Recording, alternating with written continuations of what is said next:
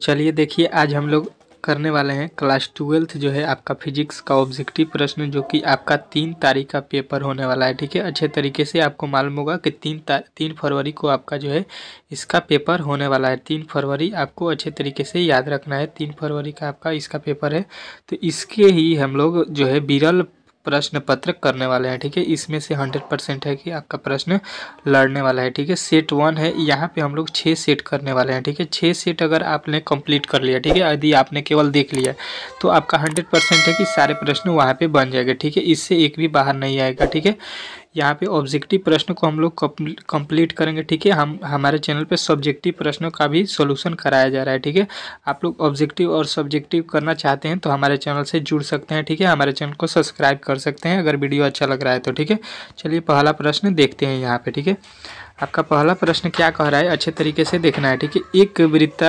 वृत्तीय धारावाही लूप की त्रिज्या दुगुनी तथा धारा आधी कर दी जाती है तो इसका चुंबकीय आघूर्ण जो है क्या हो जाएगा, ये आपसे पूछा गया है। ठीक है, तो आपको बताना है कि जब भी आप लोग लूप की त्रिज्या दुगुनी करेंगे तो उसका जो है चुंबकीय आघूर्ण भी दुगुना हो जाएगा, यानी ऑप्शन नंबर बी वाला आपको राइट करना है। ठीक है, चलिए अगला प्रश्न कह रहे हैं विद्युत क्षेत्र रेखाओं से जानकारी प्राप्त होती है। क्या जानकारी प्राप्त होती है ये आपको बताना है। तो आपको बताना है कि इससे हम लोगों को सभी प्राप्त होता है, यानी दिशा, क्षेत्र की शक्ति और आवेश की प्रवृत्ति, ये तीनों हमको पता चलता है। ठीक है,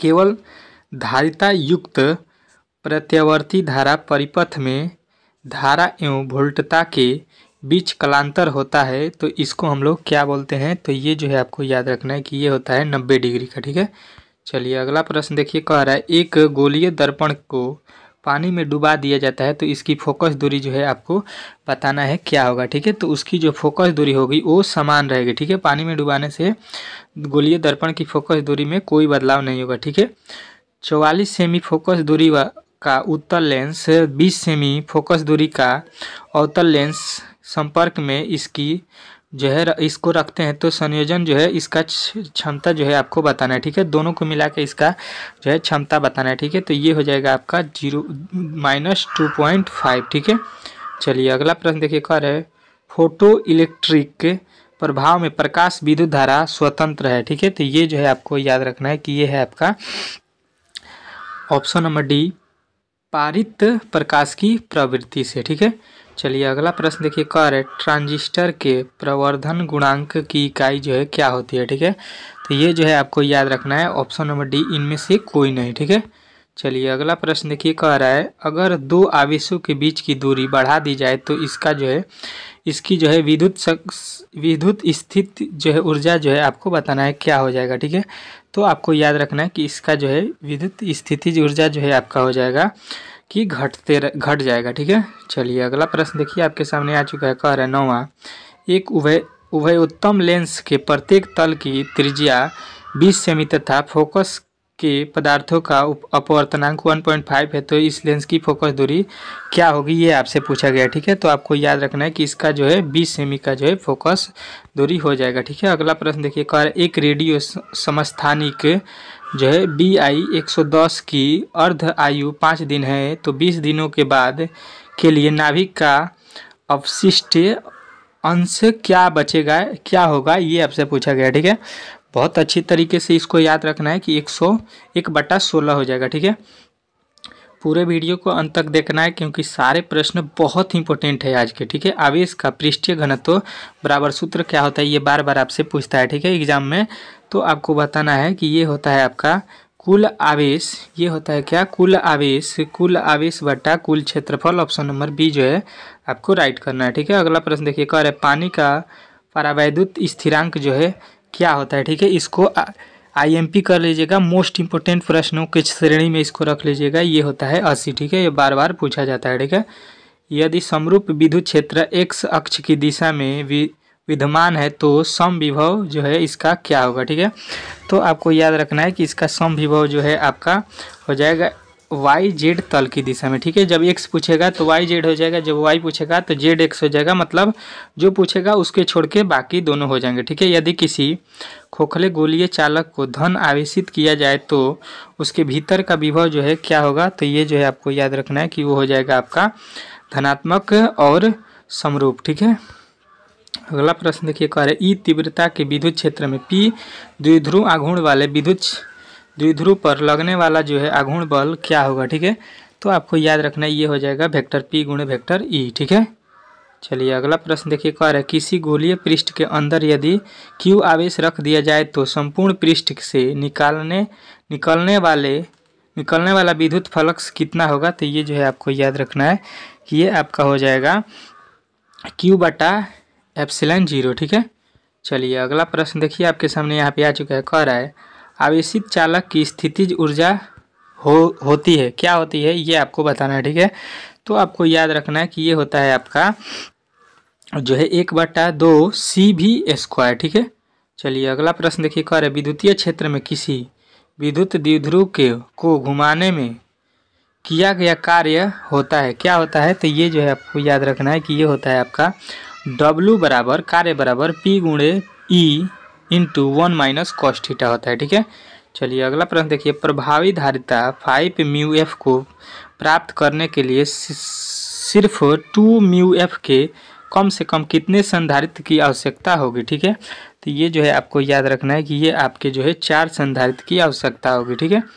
चलिए अगला प्रश्न देखिए, यहाँ पे थोड़ा सा छोटा कर देता हूँ ताकि आपको पूरा दिखाई देते, ठीक है। अरे परिपथ में दिखाई गई धारिता पर आवेश होगा, यहाँ पे जो है परिपथ जो है आपका यहाँ पे इस पे जो है आपको बताना है कि इस पे आवेश जो है कितना है, ठीक है।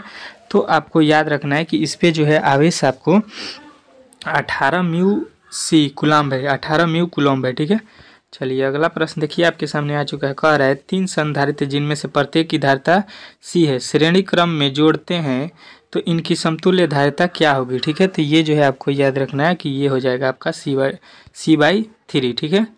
चलिए अगला प्रश्न देखिए, कह रहा है 1 μF धारिता वाले संधारित्र की पट्टिकाओं के बीच 1 वोल्ट विभवांतर रखने पर आवेशित संधारित्र पर आवेश जो होगा क्या होगा, ठीक है। तो ये जो है आपको याद रखना है कि ये होगा आपका 1 μC, ठीक है। चलिए अगला प्रश्न देखिए, कह रहा है प्रतिरोधों के समानांतर क्रम में निम्नलिखित में से कौन राशि सामान्य रहती है, तो ये जो है आपको याद रखना है कि ये आपका जो है हो जाएगा विभवांतर, ठीक है। विभवांतर समान रहती है, ठीक है। पदार्थ की प्रतिरोधकता के लिए निम्नलिखित में से कौन सा सही है, ठीक है। तो ये जो है आपको याद रखना है कि यहाँ पे P बराबर RA/L जो है आपका सही है, ठीक है। चलिए अगला प्रश्न देखिए, कह रहा है किरचॉफ का बिंदु नियम पालन करता है, किसका पालन करता है ये आपसे पूछा गया है। तो ये जो है आपको बताना है कि आवेश की संरक्षण का सिद्धांत का पालन करता है, ठीक है। अगला प्रश्न देखिए, परिपथ का गुण जो विद्युत ऊर्जा को ताप में बदल देता है उसको हम लोग क्या बोलते हैं, तो ये जो है आपको याद रखना है कि उसको हम लोग बोलते हैं प्रतिरोध, ठीक है। उसको हम लोग बोलते हैं प्रतिरोध, ठीक है। 60 वाट तथा 40 वाट के 2 बल्ब यदि श्रेणी क्रम में जोड़ दिए जाएं तो उनकी जो है सम्मिलित शक्ति जो है कितना होगा, ये आपसे पूछा गया है, ठीक है। तो आपको याद रखना है कि वो हो जाएगा 24 वाट का, ठीक है। चलिए अगला प्रश्न देखिए, कह रहा है आवेश का पृष्ठ घनत्व जो है आपका मात्रक होता है किसका, ठीक है। आवेश का पृष्ठीय घनत्व का जो है मात्रक क्या होता है ये आपसे पूछा गया है, तो आपको बताना है कूलम्ब/मीटर², ठीक है। चलिए अगला प्रश्न देखिए, कह रहे L प्रेरकत्व, R परिपथ तथा C संधारित्र वाले धारिता L/R एवं RC का विभिन्न सूत्र जो है क्या होता है, ठीक है। तो इसका सूत्र जो है आपको याद रखना है कि होता है विमीय सूत्र आपको बताना है, तो m² m0 l0t, ठीक है। अगला प्रश्न कह रहा है प्लांक स्थिरांक की बीमा होती है, प्लांक स्थिरांक की बीमा जो है आपको याद रखना है कि ये होता है आपका mL²T⁻⁻1, ठीक है। चुंबकीय समयोत्तर और भौगोलिक यामयोत्तर के बीच के कोण को कहते हैं, क्या बोलते हैं उस कोण को, तो हम लोग याद रखेंगे कि उसको हम लोग बोलते हैं चुंबकीय द्विदीपक।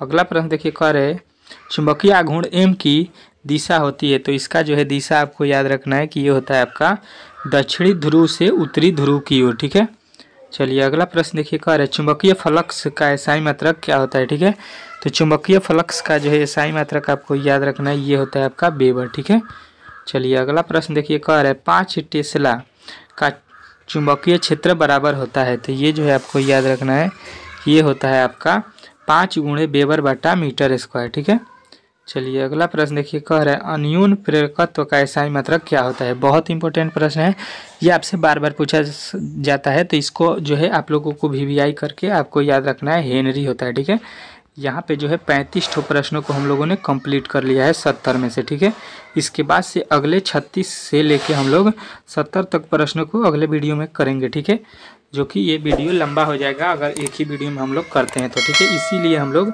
35 ठो प्रश्नों को अगले वीडियो में करेंगे। ठीक है, यदि आप उसको देखना चाहते हैं तो हमारे चैनल को सब्सक्राइब कर लीजिए, ताकि जब भी मैं वीडियो अपलोड करूं तो सबसे पहले नोटिफिकेशन जो है आप तक चला जाए। ठीक है, चलिए मिलते हैं अगले वीडियो में, तब तक के लिए धन्यवाद।